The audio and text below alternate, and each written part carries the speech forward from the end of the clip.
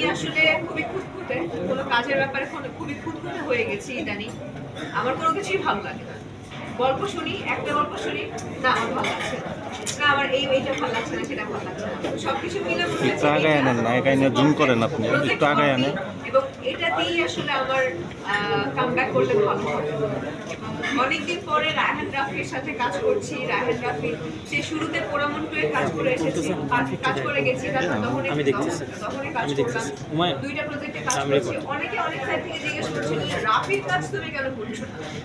তো আসলে যেই কাজটা দিয়ে আসলে মানুষের মনে গেঁথে গেছিলাম, রায়হান রাফির পোড়ামন টু দিয়ে গেঁথে গেছিলাম, তো সেই জায়গাটা না আসলে নষ্ট করতে চাই না। যে না ও আচ্ছা ঠিক আছে, যেন যেন কাজ করছে, পোড়ামন খুবই ভালো ছিল। তো এটা আসলে বলতেছি, মানে এই জিনিসটা আসলে করতে চাই না। পোড়ামন টু থেকে তখন ভালো, তখনের থেকে ব্ল্যাক মানি ভালো হয়েছে। তো এই জিনিসটার জন্য অপেক্ষা করছিলাম, তাই এতদিন অপেক্ষার পরে ব্ল্যাক মানিতে কাজ করছি। That's it. আগামী